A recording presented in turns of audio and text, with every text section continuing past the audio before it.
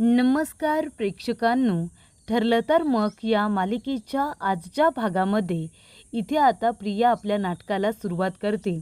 अश्विनला मोठेपणा देण्यासाठी त्याच्या हातून ती इथे आता गरीब लोकांना दान करायला सांगत असते, त्यांना पैसे द्यायला सांगत असते.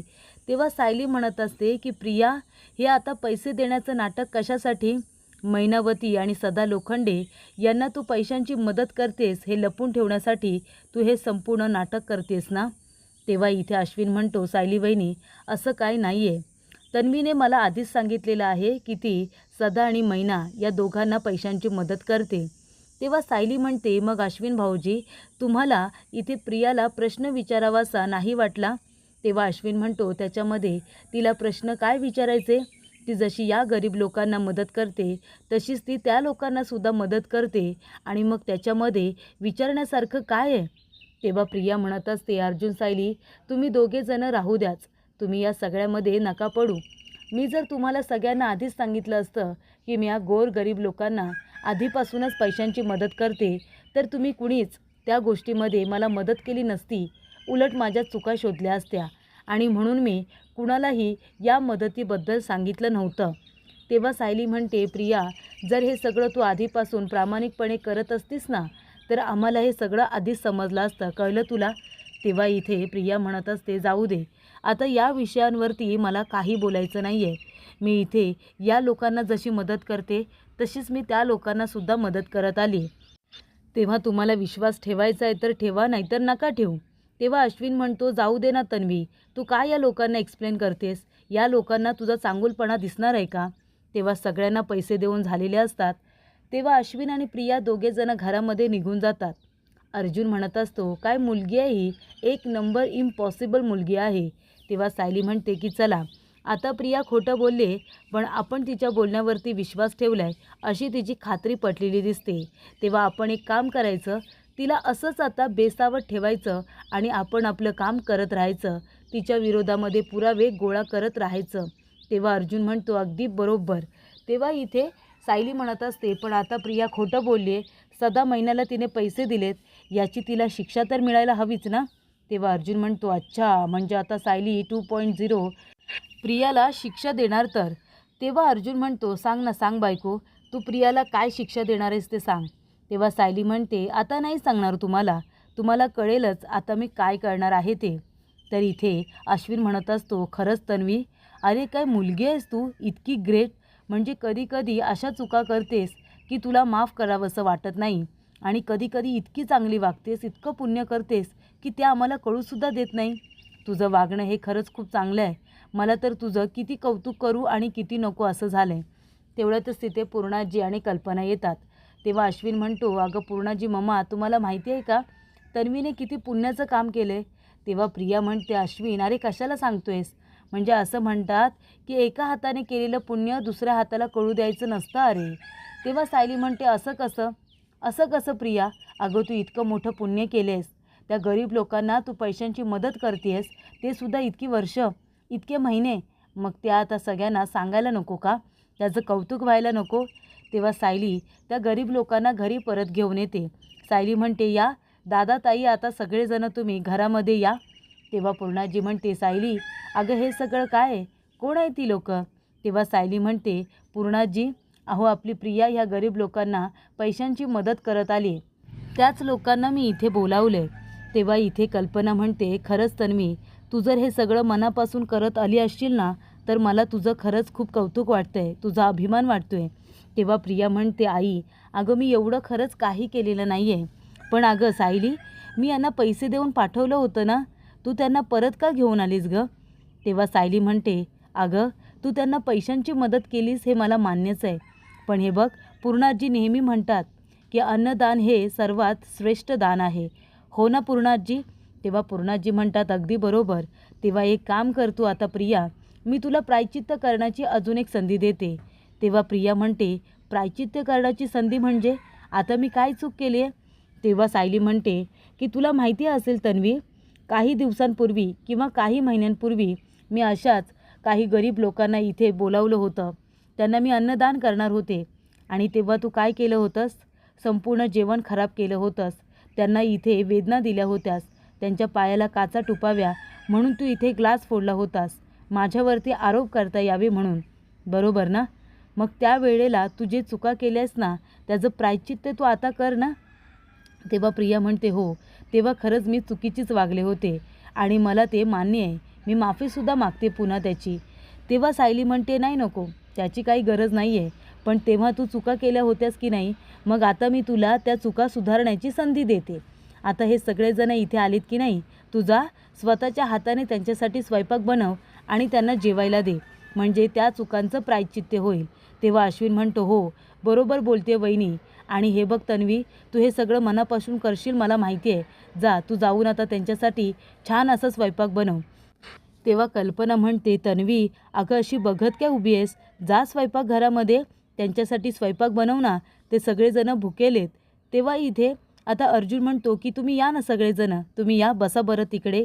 तेव्हा कल्पना म्हणते, सायली तुझी योजना खरंच खूप छान आहे. आपल्या तन्वीच्या हातून आता अजून पुण्य घडणार आहे, हो की नाही तन्वी? बरं तू एक काम कर, तू किचनमध्ये जा बरं आणि आहे ना तू त्यांच्यासाठी खिचडी बनव, कारण खिचडी आहे ना ती लवकर होईल, ते बिचारे लवकर जेवून जातील ना. तेव्हा इथे आता प्रिया किचनमध्ये जाते आणि तिला कळत नसतं की आता खिचडी मी कुठल्या भांड्यामध्ये करू. तिने कॉफीचं भांडं आणि छोटासा कुकर हातामध्ये आणलेला असतो. तेव्हा त्या ठिकाणी विमल जाते आणि तिला मोठा टोप देते. तेव्हा पूर्णाजी म्हणत असते, आणि तन्वी पटापट हात चालव गं, लवकर लवकर बनव, त्या लोकांना भूक लागली असेल. तेव्हा कल्पना म्हणत असते, आणि एक काम कर, सगळ्या लागणाऱ्या वस्तू आहेत ना त्या आधीच तिथे घेऊन ठेव, म्हणजे तुला बनवायला बरं पडेल. तेव्हा इथे विमल तिची मदत करायला गेलेली असते. तिला काय हवं नको ते ती काढून देत असते. तेव्हा कल्पना म्हणते, विमल अगं तू कशाला तिथे मध्ये मध्ये करतेस, सगळं पुण्य आपल्या तन्वीलाच मिळू दे ना, अन्नदानाचं, तू इकडे आहे बरं. तेव्हा कल्पना तिच्या कानामध्ये तिला काहीतरी समजावून सांगते. तेव्हा विमल ती आयडिया करण्यासाठी लगेचच निघून जाते. त्यानंतर सायली म्हणत असते, तन्वी एक काम कर गं, डाळ आणि तांदूळ आहेत ना ते धुवून भिजवून ठेव, म्हणजे लवकर शिजून जातील. तेव्हा इथे आता प्रिया म्हणत असते, हो हो चालेल हां. आणि ती डाळ आणि तांदूळ घेते, ते धुवून आता त्याच्यामध्ये पाणी टाकून ठेवते. त्यानंतर फोडणीसाठी टोप ठेवते आणि इथे आता सगळं काही ती टाकून खिचडी बनवत असते. तेव्हा अर्जुन आपल्या मनामध्ये म्हणत असतो की प्रिया तुला आता कळलं असेल की माझ्या बायकोबरोबर पंगा घेतल्यानंतर काय होतं ते. तर इथे प्रतिमा लहानपणीच्या तन्वीचा फोटो बघत असते. तेव्हा तिला आपल्या मुलीबरोबर घालवलेले ते प्रत्येक क्षण आठवत असतात. तेव्हा त्या ठिकाणी सुमन येते आणि म्हणत असते, काय हो बहिणी, काय हे तुम्ही लहानपणीच्या तन्वीच्या सगळ्या वस्तू काढून इथे बसलाय, काय झालं, तुम्हाला आठवण येते का? तेव्हा प्रतिमा म्हणत असते की बघ ना गं सुमन, लहानपणीच्या तन्वीचा फोटो बघितल्यानंतर म्हणजे माझ्या मनामध्ये तिच्याबद्दल खूपच जास्त माया येते गं. पण मग या तन्वीचा फोटो बघितल्यानंतर मला अशी माया का येत नाही? तिची तर मला खूपच जास्त आठवण येते. लहानपणीची तन्वी किती निरागस होती ना, पण आत्ताच्या तन्वीला बघितल्यानंतर तिच्याबद्दल मला माया का वाटत नाही? तेव्हा सुमन म्हणते, कदाचित ती खूप वर्ष तुमच्यापासून लांब होती आणि तिचं खोटं बोलणं, खोटं वागणं हे सुद्धा असेल ना वहिनी. आणि बघा ना, तिच्या मनात तरी तुमच्याबद्दल माया कुठे आहे? नाहीतर माया असती तर तुम्हाला रक्त देण्यासाठी ती आली नसती का? पण ती आली नाही. तेव्हा प्रतिमा म्हणते की जेव्हा जेव्हा मी तिला बघते ना, मला तिच्याबद्दल अजिबात आपुलकी माया वाटत नाही. तेव्हा सुमन म्हणते, कदाचित तिचं विचित्र वागणं आहे ना त्यामुळे नसेल वाटत. तेव्हा प्रतिमा म्हणते, नाही गं, तसं नाही आहे. जिथे मनापासून नातं असतं ना तिथे ओढही असतेच. मला असं वाटतं की माझी मुलगी ही तन्वी नाहीच आहे, माझी मुलगी कुणीतरी वेगळीच आहे, असं का मला वाटतं? तेव्हा सुमन म्हणते, अगदी बरोबर बोलताय तुम्ही वहिनी, जिथे नातं असतं ना तिथे ओढही असतेच. वहिनी मी काय म्हणते, मी जरा मंदिरामध्ये जाऊन येऊ का? मला थोडं बरं वाटेल. तेव्हा प्रतिमा म्हणते, चल ना, मी पण येते तुझ्याबरोबर. तेव्हा सुमन म्हणते, नाही नको, तुम्ही नका येऊ, मला एकटीला जायचं आहे, मला माझ्या स्वतःबरोबर थोडा वेळ घालवायचा आहे, म्हणजे माझ्या मनाची शांतता होईल. मी जाऊ का वहिनी? तेव्हा प्रतिमा म्हणते, बरं ठीक आहे, तू जा आणि लवकर परत ये हां, असं आता तिने सांगितलेलं असतं. तेव्हा इथे प्रिया म्हणते, बरं ठीक आहे, झाली आता खिचडी करून, वाढायला घेऊ का? तेव्हा सायली म्हणते, अगं प्रिया लगेच कुठे वाढायला घेतेस, एक काम कर, त्यांची आहे ना पाद्यपूजा कर. तेव्हा प्रिया म्हणते म्हणजे? तेव्हा पूर्णाजी म्हणते, अगं म्हणजे त्यांचे पाय आहेत ना ते पाय धुवून काढ, ते पुसून काढ, त्यांच्या पायाची पूजा कर आणि मग त्यांना जेवायला वाढ, म्हणजे चांगलं पुण्य लाभेल तुला. तेव्हा प्रिया म्हणते, काय आता पायसुद्धा मी धुवायचे आहेत?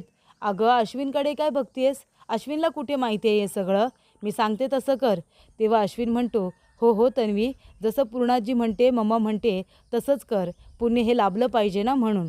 तेव्हा कल्पना म्हणते, चल चल लवकर त्यांचे पाय धुवून घे, त्यांना भूक लागली असेल, जेवायला पण वाढायचं आहे. तेव्हा ती त्यांचे पाय आता धुवायला येते. त्यांचे मातीने बिचाऱ्यांचे माखलेले पाय बघून प्रियाला तर खूपच जास्त घाण वाटते. तिला खूपच जास्त इथे उलटीसारखं वाटत असतं. पण इथे आता मायेने प्रेमाने जर ही गोष्ट केली असती तर तिला इतकी घाण वाटली नसती.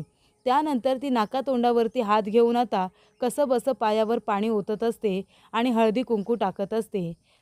तेव्हा सायली आपल्या मनामध्ये म्हणत असते की प्रिया, मागच्या वेळेला मी गरीब लोकांसाठी जेवण बनवलं होतं आणि तू खराब केलं होतंस, त्यांच्या अपमानाचा बदला घेतलाय मी.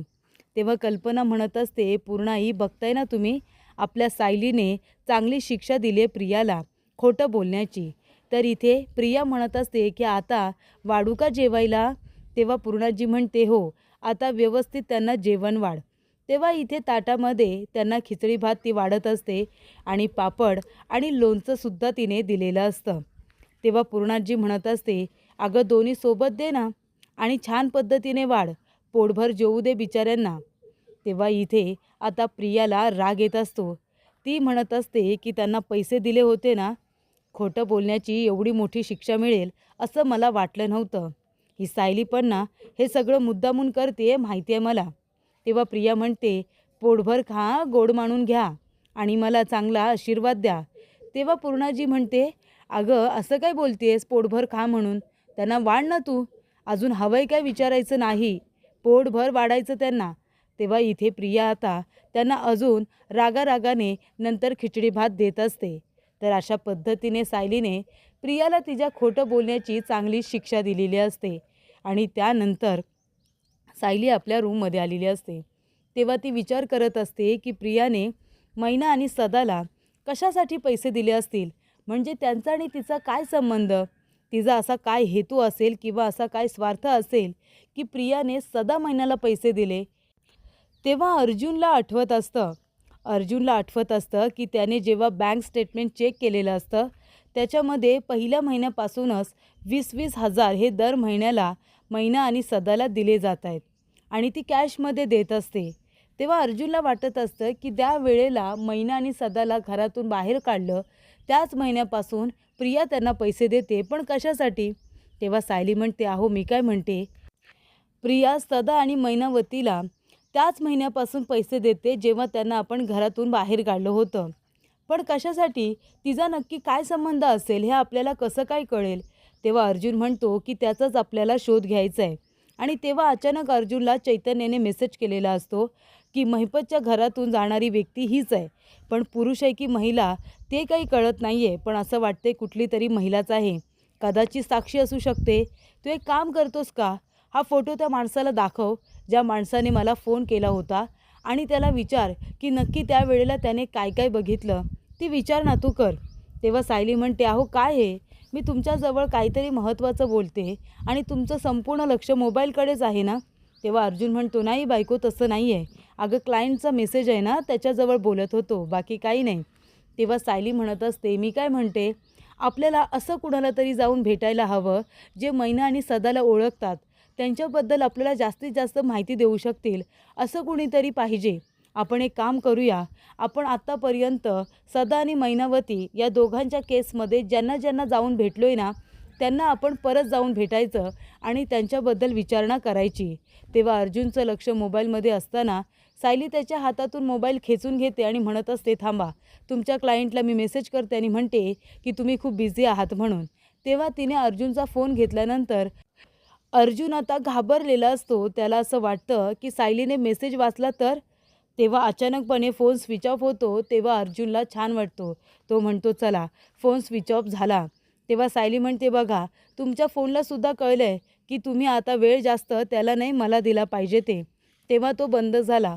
तेव्हा इथे अर्जुन म्हणतो, काय रे तू फोन आहेस की बायको आहेस सांग बरं, असं आता तो म्हणत असतो. तेव्हा सायली म्हणते, मी काय म्हणते, त्या वेळेला आपण ज्या माणसांना भेटायला गेलो ना त्यांना आपण परत भेटलं पाहिजे. अशी कोण व्यक्ती असेल जी आपल्याला सदा महिन्याबद्दल माहिती देईल. तेव्हा अर्जुन सायलीच्या लक्षात एकच महिला येते आणि ती म्हणजे गुलाबबाई. गुलाबबाईंबद्दलच त्यांना आता आठवलेलं असतं. तेव्हा दुसऱ्याच दिवशी अर्जुन सायली गुलाबबाईंना भेटायला जाणार असतात. तर इथे सगळेजण जेवायला बसलेले असतात. सायली म्हणते, आई तुम्ही पण जेवायला बसा ना. तेव्हा कल्पना म्हणते, खरंच सांगू का सायली, हल्ली मला भूकच लागत नाही. अस्मिताची सतत काळजी वाटत असते. तिचे डिलिव्हरीचे दिवस आता जवळ आलेत आणि ती नुसती उदास असते. मला तिची खरंच खूप काळजी वाटते. तेव्हा प्रताप काका म्हणतात, हो ना, तिच्यासाठी आपण त्या माणसाला घरामध्ये राहण्याची परवानगी दिली तरीसुद्धा तिच्या चेहऱ्यावरती हसू काही नाहीच आहे. तेव्हा इथे पूर्णाजी म्हणत असते, पण असं करून जमणार नाही, आपल्याला तिची जास्तीत जास्त काळजी घ्यावी लागणार आहे. तेव्हा सायली म्हणते, मी एक सुचवू का, मला असं वाटतं आपण अस्मिताताईंसाठी सचिन भाऊजींबरोबर चांगलं वागलं पाहिजे. कारण का आपल्याला त्यांना इथे आनंदी ठेवायचं आहे. त्यांच्या चेहऱ्यावरती स्माईल असलं पाहिजे असं आपल्याला वाटतं ना. मग त्यासाठी आपण जर सचिन भाऊजींबरोबर चांगलं वागण्याचं फक्त नाटक केलं ना तरीसुद्धा अस्मिताताईंना बरं वाटेल नाही का. तेव्हा इथे अर्जुन म्हणत असतो, काय म्हणजे त्या सचिनबरोबर आपण चांगलं वागायचं. तेव्हा इथे सायली म्हणते, अहो फक्त मी तुम्हाला नाटक करायला सांगते. हे बघा तुम्ही चांगलं वागू नका पण निदान तुम्ही वाईट तरी वागू नका. म्हणजे काय होईल, म्हणजे अस्मिताताईंना वाईट वाटणार नाही आणि त्या आनंदी राहतील, बरोबर की नाही. तेव्हा प्रताप काका म्हणतात, ठीक आहे, मी माझ्या मुलीच्या चेहऱ्यावर आनंद आणण्यासाठी स्माईल आणण्यासाठी काही करू शकतो. तेव्हा पूर्णाजी म्हणते, अरे अर्जुन, आपल्याला हे फक्त सगळं आपल्या अस्मिताच्या डिलिव्हरीपर्यंत करायचं आहे. डिलिव्हरीपर्यंत केलं ना तरीसुद्धा चालेल. तेव्हा अश्विन म्हणतो, काय म्हणजे आता आपल्याकडे एकच ऑप्शन आहे की आपण त्या माणसाबरोबर चांगलं वागलं पाहिजे, बाकी आपल्याकडे कुठलाही ऑप्शन नाही आहे तर. तेव्हा इथे प्रिया म्हणते, अरे अश्विन असं काय करतोस तू, आता सायली म्हणते ना की आपण चांगलं वागायचं म्हणून, मग काय झालं, अस्मितासाठी आपण एवढं करू शकत नाही का. अस्मितासाठी आपण एवढं केलं पाहिजे. आता ठरलं आहे की नाही सगळ्यांचं की त्याच्याबरोबर चांगलं वागायचं म्हणून, मग वागूया ना. तेव्हा इथे प्रिया आपल्या मनात म्हणत असते की सायली, आता सगळ्यांसमोर तुला सपोर्ट करणंच महत्त्वाचं आहे. कारण का तू जो काही हा प्लॅन केला आहेस ना अस्मिताला आनंदी ठेवण्याचा, आता त्या प्लॅनमध्ये तुला कसं तोंडावरती पाडते ना ते बघस तू.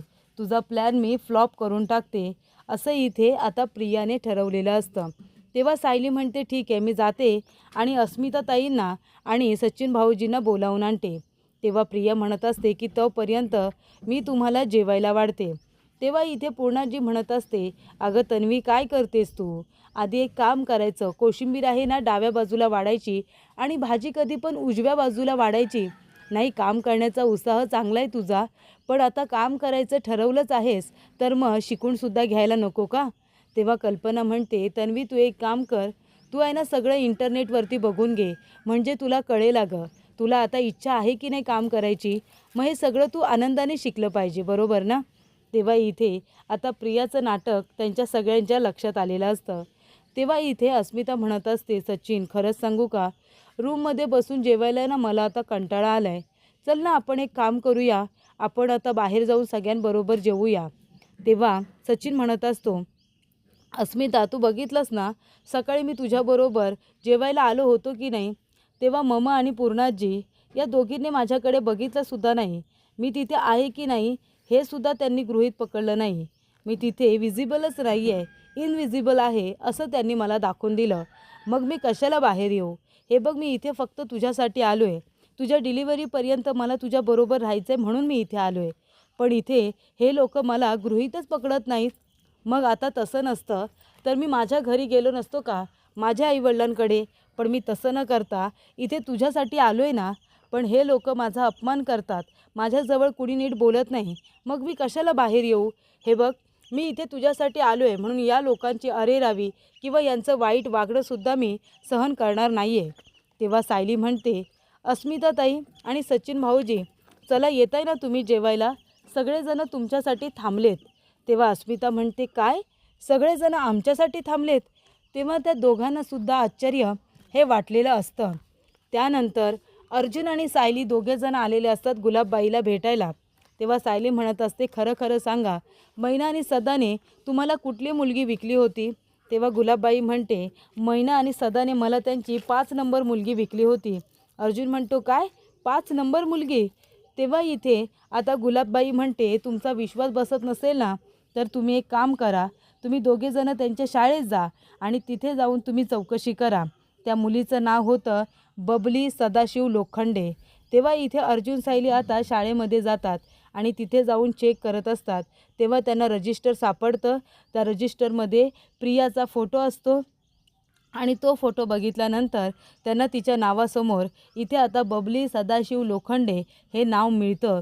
आणि तेव्हा अर्जुन सायली म्हणतात की याचा अर्थ प्रिया ही खरी तन्वी नाही आहे आणि प्रिया हीच बबली आहे, हे सुद्धा आता अर्जुन आणि सायली या दोघांना समजलेलं असतं.